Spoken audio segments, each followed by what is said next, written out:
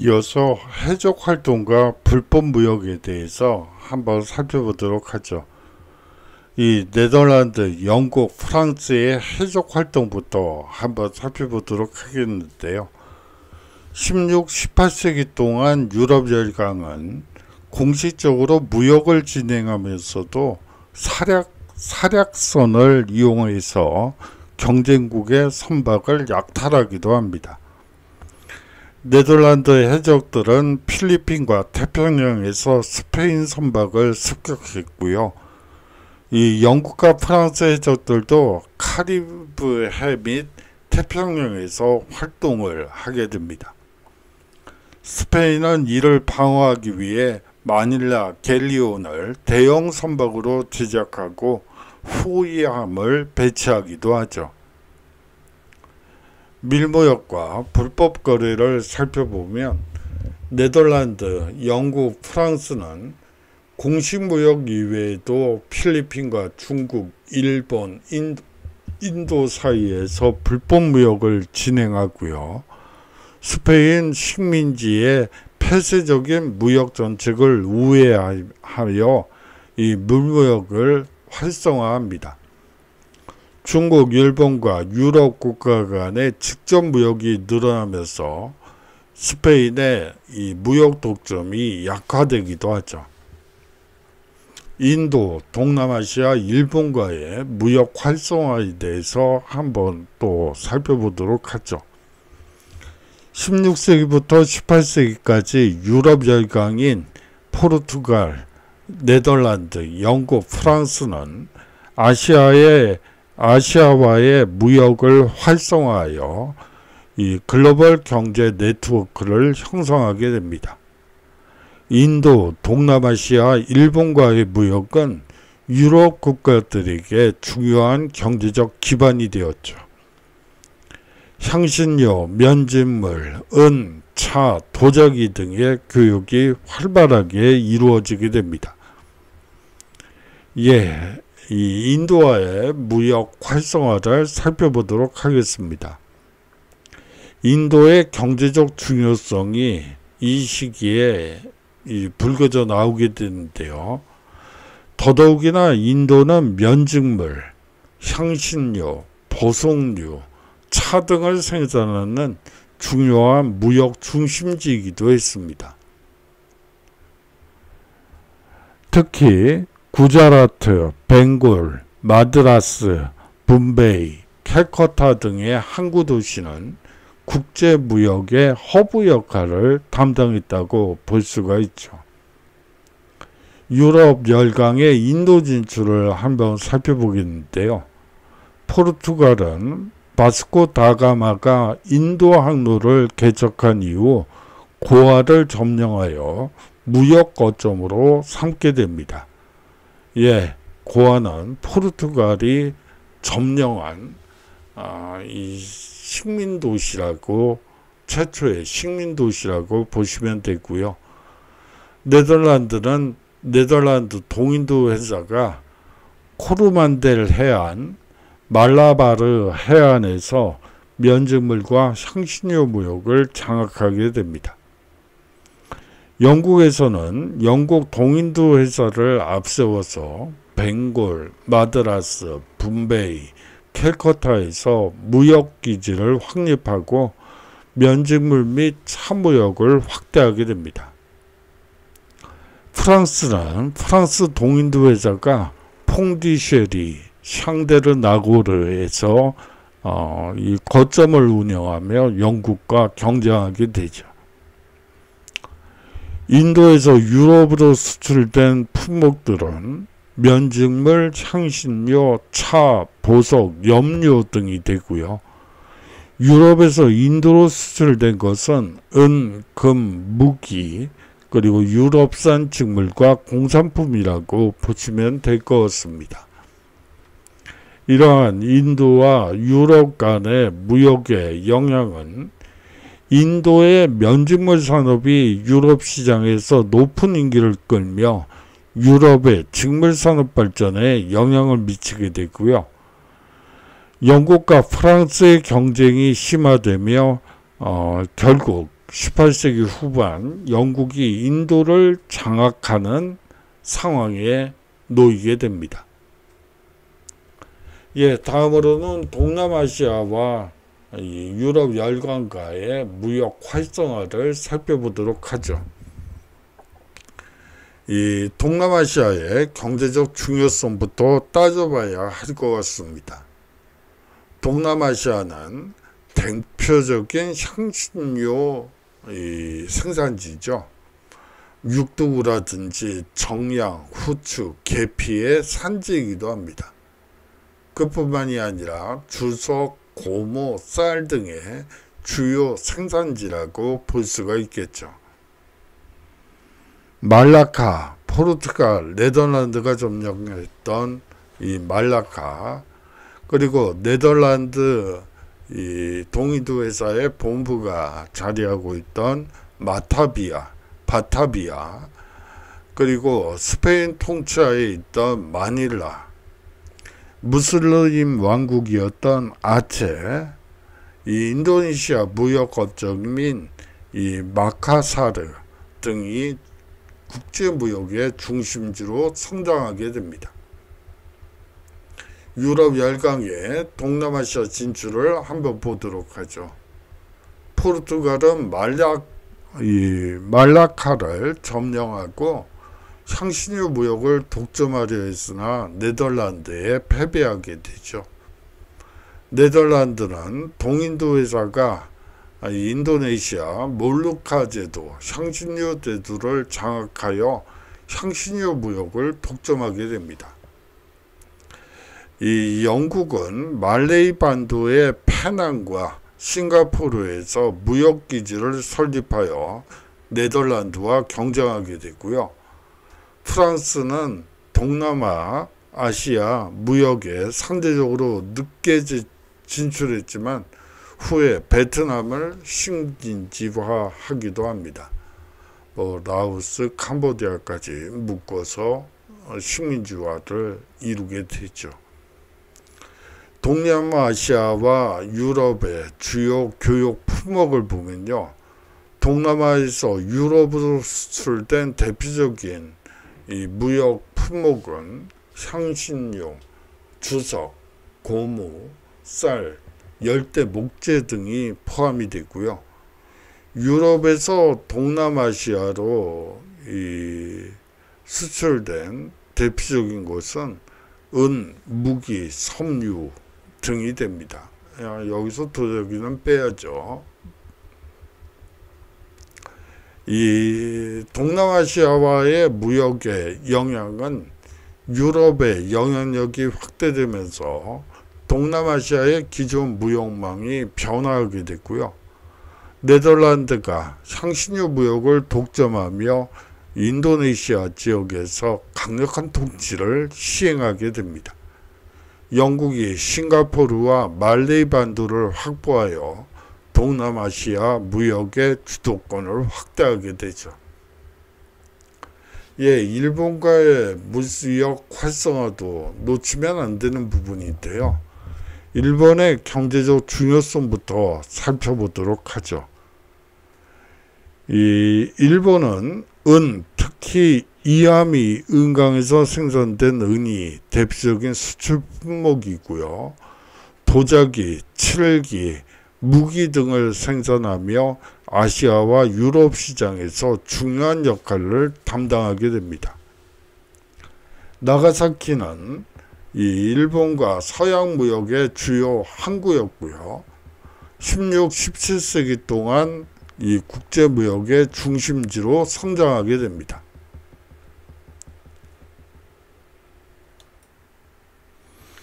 포르투갈은 최초로 일본과 교역을 시작했고요. 화승총과 기독교를 전파하기도 하죠. 네덜란드는 일본이 세국정책을 시행한 후에도 유일하게 대지마, 다시 말하면 나가사키에서 무역을 허용받기도 합니다. 영국은 일본과 무역을 시도했으나 네덜란드와의 경쟁에서 밀려 철수하게 되죠. 이 일본에서 유럽으로 수출된 산물들은 은, 도자기, 칠기, 사무라이 검 등이 대표적이고요. 유럽에서 일본으로 수출된 주요 수출품들은 총포, 유리제품, 시계, 학술서적 등이 됩니다. 일본의 세국정책과 무역 제한에 대해서 살펴보도록 하죠. 1639년 도쿠가와 막부는 기독교 확산을 방지하기 위해 세국령을 발표해서 포르투갈 및 서양과의 교육을 금지시키게 됩니다. 그러나 네덜란드는 대지마, 출입 제한된 무역 항구고요. 이 대지마에서 일본과의 무역을 유지하게 되죠. 물무역과 불법 거래에 대해서 살펴보겠는데요. 이 16, 18세기 글로벌 무역 속의 비공식 경제라고 볼 수가 있을 것 같습니다. 16세기부터 18세기까지 세계 무역이 확장되면서 공식적인 무역뿐만 아니라 밀무역과 불법 거래도 번성했다고 보는 게 맞을 것 같습니다. 스페인, 포르투갈, 그리고 네덜란드, 영국, 프랑스 등 유럽 열강은 식민지와 본국 간의 독점 무역을 유지하려 했지만 높은 세금과 엄격한 규제로 인해 밀무역이 활발해지는 결과를 초래하게 되죠. 밀무역은 경제적 이익을 위한 비공식 무역의 형태로 카리브해, 그리고 동남아시아, 중국, 대서양과 태평양 무역로에서 강점하게 이루어지게 됩니다. 밀무역이 활성화되는 주요 원인은요, 유럽 열강의 무역 독점 정책이 한 영향이라고 볼 수가 있습니다. 스페인과 포르투갈의 이 무역 독점제를 살펴보도록 하죠. 스페인은 식민지와의 무역을 엄격히 통제하며 세비야, 후에 카디스 항구를 통해서만 무역을 허용하게 되죠. 포르투갈도 브라질, 아프리카, 아시아 무역을 국가가 독점하게 됩니다. 아울러서 영국과 프랑스의 독점 무역을 살펴보면요, 영국과 프랑스도 식민지와 본국 간의 무역을 특정 회사, 영국은 동인도 회사, 프랑스도 동인도 회사만 허용하게 합니다. 이러한 정책은 식민지 주민과 상인들에게 불만을 야기하며 이 밀무역을 촉진하게 되죠. 또 하나 나쁜 영향을 밀무역이 활성화되는 원인 중에 하나는 이 높은 세금과 관세에 있다고 보시면 될 것 같아요. 스페인과 포르투갈은 무역을 독점하면서 높은 세금을 부과했고요. 이는 상인들이 밀무역으로 수익을 극대화하려는 동기가 되었습니다. 영국의 항해법은 식민지에서 영국으로 직접 무역하는 것을 강제했지만 식민지 상인들은 이를 피해 네덜란드, 프랑스 등과 밀무역을 하게 되죠. 또 하나의 밀무역 통로는 해적과 사략선의 존재라는 부분입니다. 유럽 국가들은 해적과 사략선을 이용해 경쟁국의 선박을 공격하며 이를 통한 약탈과 밀거래가 선행했습니다. 특히 카리브해, 서아프리카, 그리고 동남아시아에서 해적이 조직적으로 활동하며 밀무역을 확산시켰다고 보시면 되겠죠. 주요 밀무역 지역과 사례를 한번 보겠는데요. 이 카리브해와 대서양 무역을 통한 밀무역도 상당히 성행했다고 보시면 됩니다. 스페인 식민지와 영국, 네덜란드, 프랑스의 밀무역부터 살펴보도록 하죠. 스페인의 아메리카 식민지인 멕시코, 페루, 쿠바 등은 은과 사탕수수를 생산했으며 이를 네덜란드와 영국 밀무역 상인들이 비공식적으로 구매하게 됩니다. 영국령 자메이카 그리고 프랑스령 마르티니크 등은 밀무역의 중심지라고 보시면 될 것 같아요. 아울러서 영국과 미국 식민지 간의 밀무역도 행행하게 됐는데요. 영국 식민지인 북아메리카는 영국의 무역 독점에 불만을 품고 네덜란드와 프랑스 상인과 직접 무역을 진행하기도 합니다. 보스턴과 뉴욕은 밀무역의 중심지로 발전하며 영국 정부와 충돌을 빚기도 하죠. 마닐라 갤리온 무역과 이 아시아 밀무역을 살펴보도록 하죠. 이 마닐라 갤리온과 이 중국 상인 간의 밀거래부터 한번 보도록 하겠는데요. 공식적으로 스페인은 필리핀과의 무역을 엄격히 통제했으나 중국 상인들은 마카오, 광저우를 통해 필리핀으로 대량의 상품을 밀수했습니다. 중국과 일본에서 마닐라로 들어온 비단, 도자기, 차 등이 멕시코로 유입되기도 하죠. 아울러서 네덜란드와 일본의 밀무역을 살펴보겠는데요. 네덜란드는 일본의 나가사키, 데지마 무역을 독점했지만 일부 네덜란드 상인들은 비공식적으로 일본과 중국을 연결하는 밀무역을 진행하기도 했습니다. 17세기 일본이 세국 정책을 강화하면서 불법 무역이 증가했다고도 볼 수가 있고요. 인도양과 아프리카 해안에서의 밀무역 실태를 한번 보도록 하죠. 영국, 프랑스, 네덜란드의 인도 무역 경쟁을 살펴보도록 하겠습니다.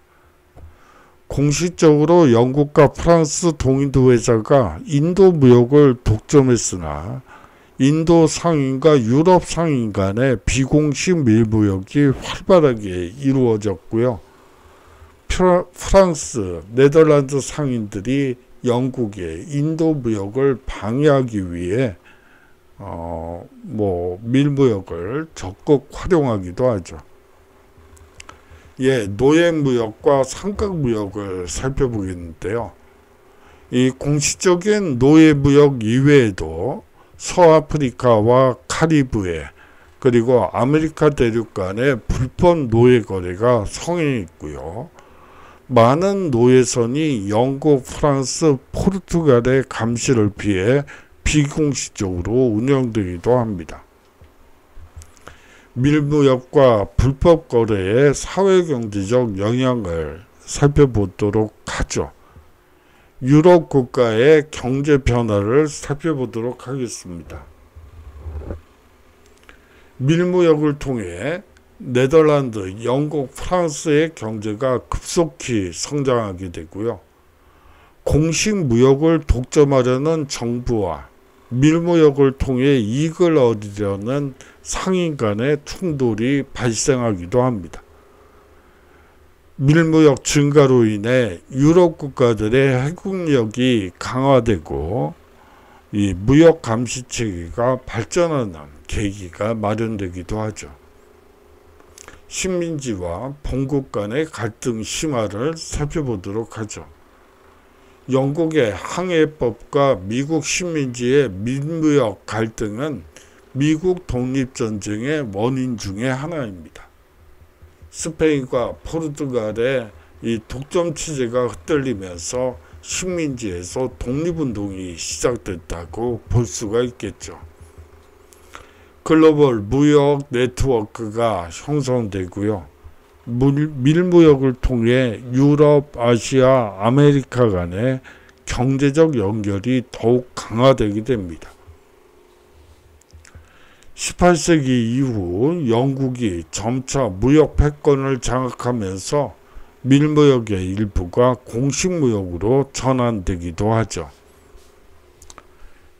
다음으로는 네덜란드, 영국, 프랑스의 해적 활동을 살펴보도록 하겠습니다. 16세기부터 18세기까지 해적 활동은 유럽 열강이 해상 무역을 지배하는 과정에서 중요한 역할을 담당하게 되죠. 네덜란드, 영국, 프랑스는 각국의 이 해군력을 강화하는 동시에 사략선을 활용해서 경쟁국의 선박을 공격하고 약탈하기도 합니다. 이 과정에서 카리브해, 대서양, 인도양, 태평양에서 해적 활동이 빈번하게 발생하였고요. 이는 공식무역과 밀무역에도 영향을 미치게 됩니다. 이 해적 활동의 배경과 원인을 살펴보면 유럽 열강 간의 해상 패권 경쟁이 무엇보다 중요했다고 볼 수가 있는데요. 스페인과 포르투갈의 초기 해상 독점을 먼저 살펴봐야만 합니다. 15, 16세기 스페인과 포르투갈은 이 아메리카, 아시아 무역을 독점하게 되죠. 네덜란드, 영국, 프랑스는 이에 도전하며 해적과 사략선을 활용하여 무역로를 공격하게 됩니다. 영국, 스페인 전쟁과 해적 활동 증가를 살펴보겠는데요. 엘리자베스 1세는 스페인의 무역 독점을 깨기 위해 해적을 적극 지원하게 됩니다. 이 대표적인 인물로는 프랜시스 드레이크가 대표적인데요. 이 사람은 해적에서 귀족으로 승격되는 이 대표적인 해적단이라고 보시면 될 것 같아요. 이 스페인 선박을 약탈하고 세계 일주를 성공하기도 하죠. 네덜란드와 영국, 프랑스의 동인도 무역 경쟁을 살펴보도록 하겠습니다. 17세기 네덜란드 동인도회사, 영국 동인도회사, 프랑스 동인도회사가 아시아 무역을 주도하고요. 이 과정에서 해적과 사략선이 경쟁국의 선박을 습격하여 무역로 장악을 시도하게 됩니다. 그렇다면 사략선이란 무엇일까요? 정부의 허가, 사략장을 받아서 적국의 선박을 공격하는 민간 해적선을 이 사략선이라고 얘기합니다. 공식적으로는 전쟁 중에만 활동해야 했지만 전쟁이 끝난 후에 또 해적 행위를 계속하는 경우가 많았죠. 그렇다면 사략선과 해적은 어떻게 구분할 수가 있을까요? 사략선은 국가의 지원을 받는 해적이고요. 일반 해적은 특정 국가의 지원 없이 상업적 목적의 약탈을 수행하는 해적단이라고 보시면 될 것 같아요. 네덜란드, 영국, 프랑스의 주요 해적 활동 지역을 살펴보도록 하죠. 카리브해와 대서양, 특히 이 카리브해는 해적의 중심지라고 볼 수가 있는데요. 자메이카, 영국령인 자메이카, 바하마, 그리고 프랑스령인 토르투가, 이 네덜란드령인 큐라소, 이러한 지역이 해적의 중심지라고 볼 수가 있습니다. 스페인의 운송로인 멕시코, 쿠바, 스페인을 공격하는 주요 거점이기도 하죠. 네덜란드의 해적 활동을 구체적으로 살펴보면요. 17세기 네덜란드 사략선은 스페인의 카리브해 무역을 방해하고요. 1628년 피에트 하인이 스페인 함대를 공격하여 대량의 은을 탈취하기도 합니다. 영국 해적과 사략선의 활동을 살펴보면 앞서 얘기했던 프랜시스 드레이크는 이 스페인 식민지와 선박을 약탈하며 영국의 국부를 증가시키기도 하고요. 헨리 모건은 자메이카에서 이 활동하며 스페인 식민지를 공격하기도 합니다. 프랑스의 해적인 부코니어를 살펴보겠는데요. 카리브해의 프랑스 해적은 스페인 무역선을 주로 공격했고요. 포르투가 섬이 프랑스 해적의 주요 거점이었다고 보시면 될 것 같습니다. 인도양과 동남아시아에서의 사략선, 해적 활동을 살펴보도록 하죠. 네덜란드와 영국의 경쟁부터 살펴보도록 하겠습니다. 네덜란드 동인도 회사와 영국 동인도 회사가 인도양에서 무역로를 장악하려 하죠. 인도, 말라카, 세이셸 주변에서 해적 활동이 증가하게 됩니다. 이 영국과 프랑스의 이 마다가스카르 해적 기지를 살펴보도록 하죠. 이 마다가스카르는 유럽과 아시아 무역을 연결하는 주요 해적 거점이라고 보시면 되고요. 유명한 해적으로는 윌리엄 키드, 로버트 서클리프 등이 활동했습니다. 이 태평양과 마닐라 갤리온 무역을 살펴보겠는데요. 스페인의 마닐라 갤리온 무역을 습격하는 역할을 했다고 보시면 되고요.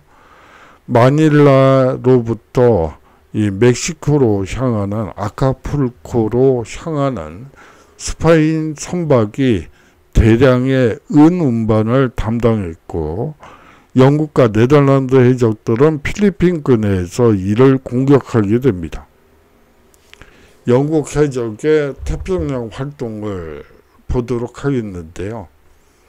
윌리엄 댐피어는 태평양에서 스페인 무역로를 공격하며 탐험도 병행하게 됩니다. 해적 활동의 영향을 한번 살펴보도록 하죠. 먼저 경제적 영향부터 살펴보도록 하겠습니다. 이 해적의 적극적인 활동이 나타나게 되면서 스페인의 경제적 영향력이 약화됐다고 볼 수가 있겠죠. 스페인의 금과 은 수송로가 지속적으로 공격받으며 재정적 타격을 입게 됩니다. 이 밀무역이 증가하게 되는데요. 해적들은 공식적인 무역로를 우회해서 밀무역을 활성화시키기도 합니다. 이렇게 되면서 해적 활동을 통해서 해양 패권이 변화되게 되는데요. 이 결과적으로는 영국과 네덜란드가 부상하게 됩니다.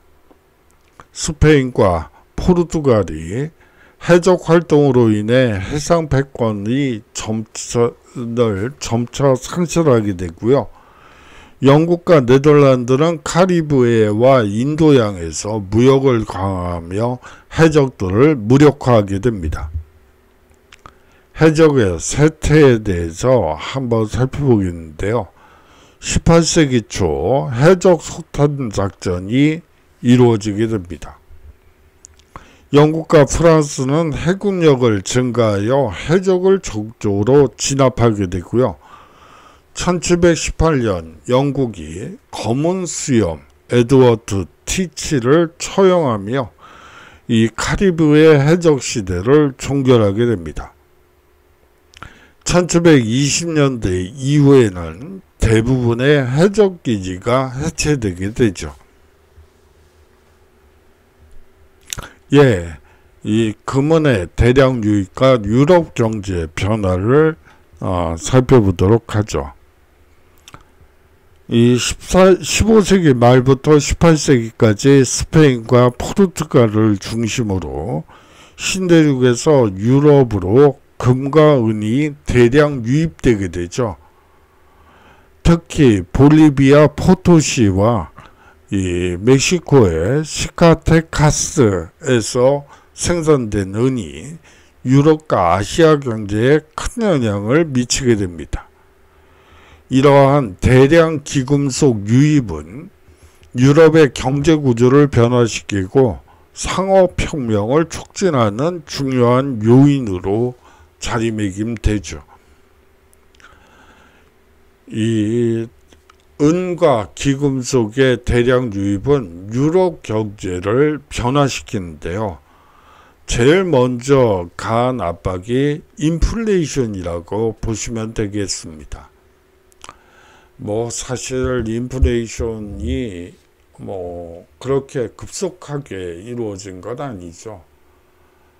거의 100년 동안 한 30%가 올랐다는 건데요. 1970년대 우리나라에 매년 인플레이션율이 한 7, 8% 됐던 걸로 기억을 해요. 거기에 비하면 사실은 가격혁명이라고 부르는 것도 좀 낯뜨겁긴 해요. 하지만 그 이전 시기에 이 가격 변화가 거의 없었던 것에 비해서 여하튼 100년 동안에 30%의 이 급격한 가격혁명이 일어났다는 점에서는 눈여겨볼 필요가 있죠. 이 대량의 은이 유입되면서 물가 상승이 발생하게 되고요. 특히 16세기 후반 유럽의 물가는 약 300% 상승하게 됩니다. 이게 1년 동안이에요. 100년 동안이에요. 그러면 그거를 100으로 나누면 결국은 1년에 3% 정도 물가가 올랐다는 얘기인데 그렇게 급격한 변화는 아니었던 걸로 기억을 합니다. 하지만 이 노동자의 임금은 상대적으로 낮은 수준을 유지하면서 이 사회적 불평등이 심화됐다고 볼 수가 있고요. 그 다음으로 나타난 것이 상업혁명이라고 보시면 됩니다. 은과 금의 유입은 유럽 상업활동을 활성화시켰고요. 국제무역이 확대되는 계기가 되는데 이 스페인, 포르투갈 뿐만 아니라 영국, 네덜란드, 프랑스도 적극적으로 해외 식민지 확장 및 무역 확대 정책을 펼치게 됩니다. 마지막으로 은행과 금융 시스템이 발전했다고 볼 수가 있는데요. 네덜란드에서는 암스테르담 은행과 이 증권회사 등이 개설이 되고요.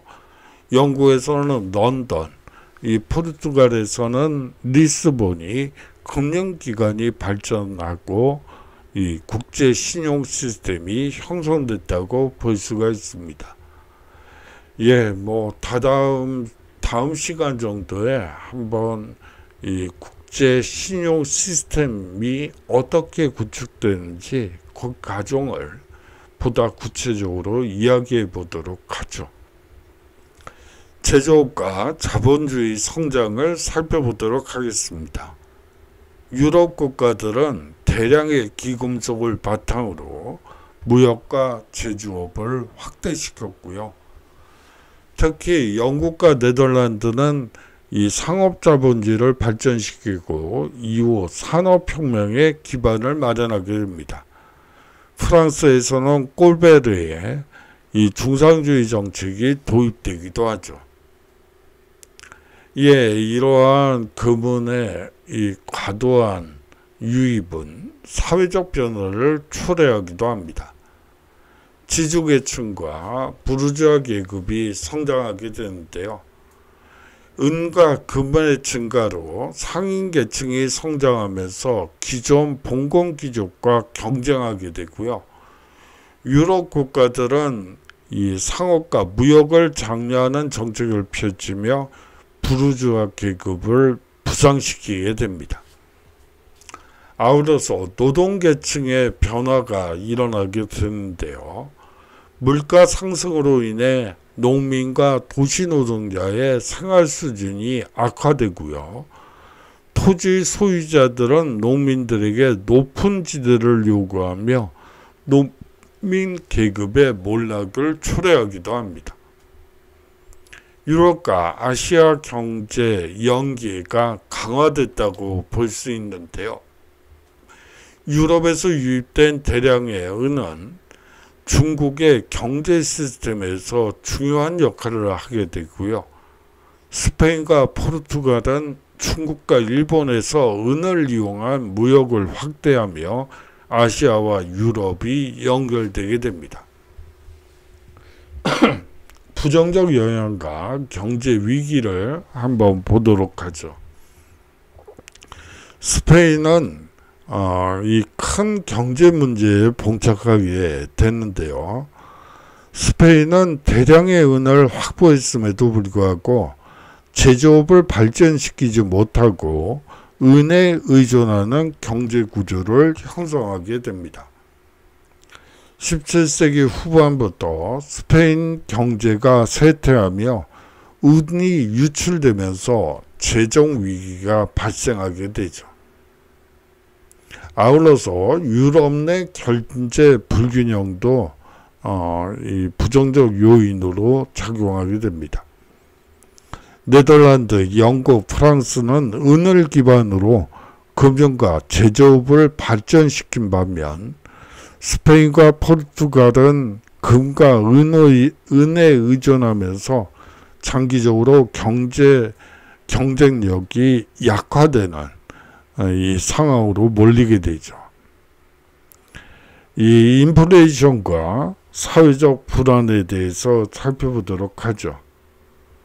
급격한 물가 상승으로 빈부격차가 확대됐고요. 농민과 도시 노동자의 생활 수준 악화로 인해 유럽 각국에서 사회적 불만이 증가했다고 보시면 됩니다. 이 프랑스 농민 반란과 네덜란드 반란 등이 대표적이라고 보시면 될 것 같아요. 이렇게 되면서 구축된 것이 상업자본주의와 초기 금융 시스템 발달이라고 보시면 될 것 같습니다. 구체적인 것은 다음 시간에 하겠지만 간단하게 한번 살펴보는 시간을 갖도록 하죠. 16세기부터 18세기까지 유럽에서는 상업활동이 크게 증가하여 상업자본주의가 발전하게 됩니다. 이 과정에서 대규모 무역이 활성화되고 금융 시스템이 발달해서 현대 자본주의의 기초를 마련했다고 보시면 되고요. 주식회사, 은행, 증권거래소, 보험제도 등이 등장하며 유럽의 경제 구조가 변화하게 됩니다. 상업자본주의의 등장 배경부터 살펴보도록 하죠. 신항로 개척과 국제무역 확대가 대표적인데요. 15, 16세기 대항해 시대 이후 신대륙, 아시아, 아프리카와의 무역이 증가하게 됩니다. 향신료, 은, 금, 면직물, 차, 도자기 등의 교역이 활발해지고요. 무역 규모가 커지면서 개인 상인이 아닌 기업형 조직이 필요해지게 되죠. 이에 따라서 중상주의 정책도 등장하게 됩니다. 유럽 국가들은 국부 축적을 목표로 중상주의 정책을 추진하게 되는데요. 정부는 무역 독점권을 부여받은 상업조직, 즉 동인도 회사 등을 지원하게 되고요. 보호무역과 수출 장려, 수입 억제 정책을 통해 부의 축적을 시도하게 됩니다. 금은의 대량 유입과 화폐경제 발전을 살펴보도록 하죠. 스페인과 포르투갈이 이 신대륙에서 가져온 금과 은이 유럽 경제를 변화시키게 됩니다. 현물 교환 중심의 경제에서 화폐 경제로 전환되며 금융 시스템 발전이 이루어지게 되는데요. 유럽 각국에서 은행과 신용제도가 도입되게 됩니다. 초기 금융 시스템의 발달을 살펴보면요. 이 주식회사 제도의 등장이 대표적이라고 볼 수가 있습니다. 네덜란드 동인도 회사가 최초의 주식회사라고 보시면 되고요. 여러 투자자들이 자본을 모아 무역사업에 투자하는 방식입니다. 위험을 분산하고 대규모 사업을 운영할 수 있도록 하기 위해서 이러한 주식회사 체제를 이용했다고 보시면 되겠죠. 여기 나오는 네덜란드 동인도 회사, 영국 동인도 회사, 프랑스 동인도 회사가 모두 주식회사 형태로 운영되었다고 보시면 될 것 같아요. 다음으로 은행의 발전을 예로 들 수 있는데요. 이탈리아의 메디치 은행이 이 유럽 최초의 국제금융기관이라고 보시면 되고요. 1609년 암스테르담 은행이 유럽 최초의 현대적 은행으로 국제무역 금융을 지원하게 됩니다. 1694년에는 영란은행이 발전하면서 국가가 관리하는 최초의 중앙은행으로 국가 채무를, 다시 말하면 국채를 관리하는 은행이 성립되게 됩니다.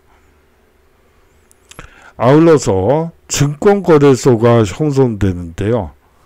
이 1602년에 암스테르담 증권거래소가 설립이 돼서 되는데, 이 암스테르담 증권거래소는 세계 최초의 공식적인 증권거래소고요.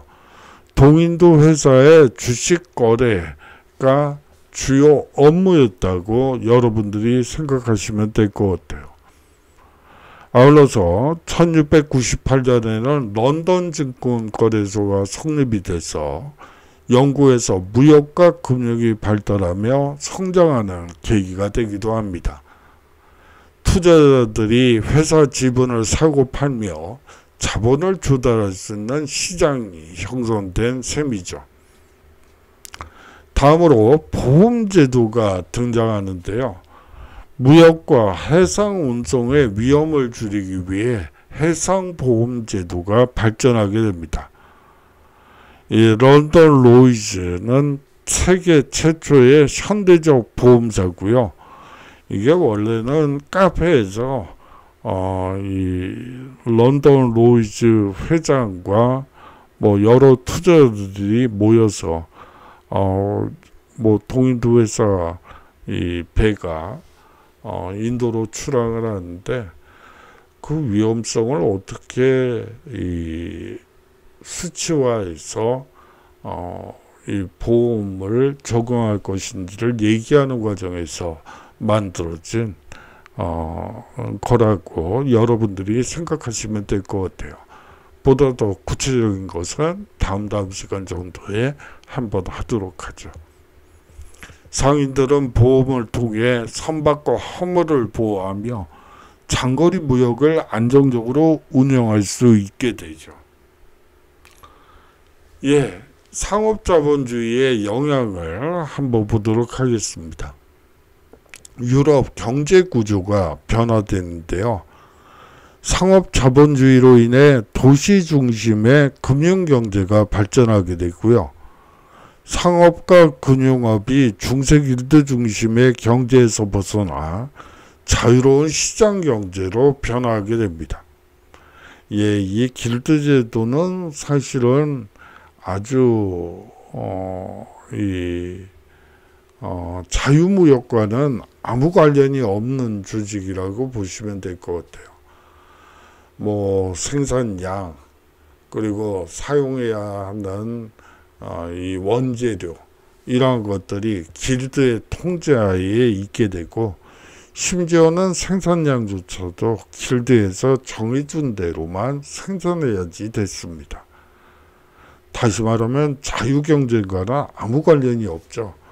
뭐 예를 들어 길드 구성원 중에 일부가 요런 방법으로 생산을 하면 이 대량 생산이 가능하겠어 라고 새로운 기술을 제안했다고 합시다. 그러면 길드에서는 그걸 받아들일 리가 없죠. 작은 시장을 기반으로 만들어진 이 생산 자들의 조합이라고 볼 수 있기 때문에 그러한 자유경쟁을 유발하는 요소들은 철저히 거부하게 되죠. 대규모 무역과 금융 시스템을 기반으로 산업혁명의 초석이 마련되었다고 볼 수 있고요. 이 아울러서 부르주아 계급이 성장하게 됩니다. 무역과 국유병업을 통해 부유한 상인 계층이 성장하게 됐고요.